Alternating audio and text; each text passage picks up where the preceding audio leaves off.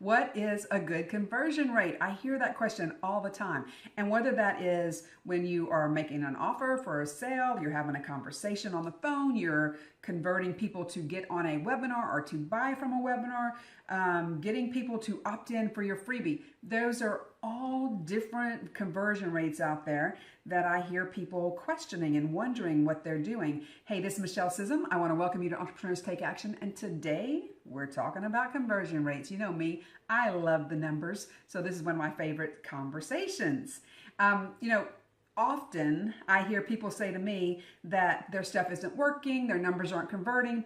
And when we stop and actually drop into a formula, what it is that we should be looking at, then, oftentimes we find that they are converting at or above industry standards. Their problem is that they don't have enough people seeing what they're doing. Another subject for another podcast. Today, we're talking about conversion rates. So I just wanted to give you a little education on a couple of different ones for online marketing, what we are seeing. So let's talk first about webinars. A lot of you are using webinars as a marketing tool. I think they are fabulous. They work great for me. I want to talk to you about what happens for different conversion numbers, or what numbers we're looking for whenever we are having a webinar. So the first step is to get people to say yes, they want to come to the webinar, right? And that's done by them going to our registration page, our opt-in page, whatever you want to call that. As of today, we've been using ClickFunnels for about the last year to create our registration pages, our opt-in pages. Love it because I love the level of reporting, the ease of seeing the numbers. And so if you've got registration pages out there, opt-in pages out there for webinars, what numbers should we be seeing? What I look for in the coaching industry is about anywhere from 40 to 50% saying yes. Now, what's been exciting is that I have been seeing 70 and 80% conversion on some of my pages. I think it's powerful. However, I still believe that 40 to 50 is the industry standard. So if you're looking at your registration and you have 100 people come to your opt-in page and 50 of them say, yes, I want to come to the webinar, you are smack dab on the number. All right. If you are having conversions of, 10, 20, 30%, then you need to look at the materials that you have on your registration page, the conversation that you're having. Okay. The second thing is, once someone says yes to the webinar, then how many of those people are going to come to the webinar? A lot of times people believe that because people say yes, then they show up on the webinar. Not at all. Does not work that way. What I've seen as an industry standard is about 25%. So if you have 100 people say, yes, I want to go to the webinar, then about 25 of them are actually going to show up live and in person on your webinar. And what we know is those that are live and in person are more likely to take you up on your offer. Now, there are a couple of things that we can do to tweak it and maybe get up to 35%. That's about what mine normally are. 35% of the people show up for my webinars live. So you need to just look at the numbers and how many people are coming to your webinars. And if you have small numbers registering, then I would expect your show up to be higher, just so you know.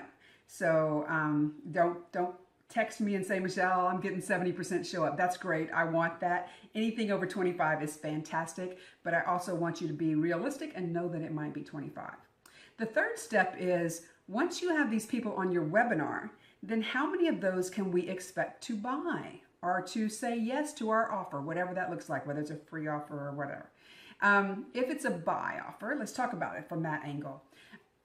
Depending on how long you've been doing webinars, how well you've designed your webinar and your offer skills, I think that you should see anywhere from 10 to 25% say yes. So remember our 100 people that said, yes, I'm coming to the webinar, and then 25 of them show up, and then 10 to 20% of them buy. That means that 2.5, I don't want to be that 0.5 person, but let's say 3 people, anywhere from 3 to 5 people should say yes to your offer. So I want you to notice that's 100 people that registered and potential sales are 2 to 5.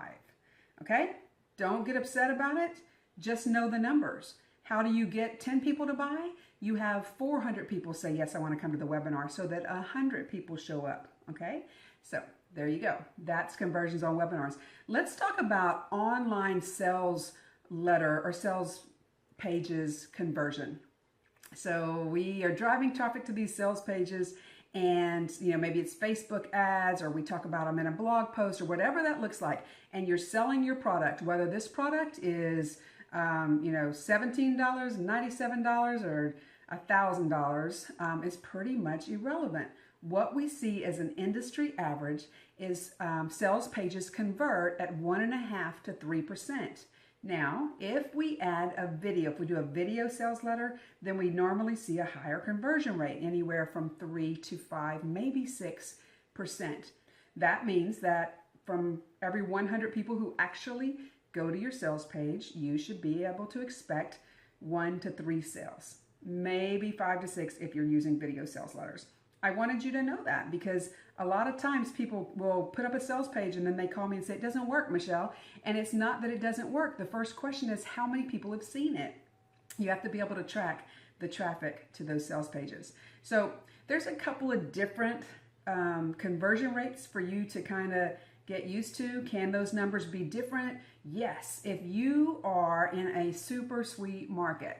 Okay, so I happen to be in a coaching industry, business coaching in particular, and my market knows what's going on. They are clear how sales pages work. They're clear how opt-ins work. These numbers are correct for them.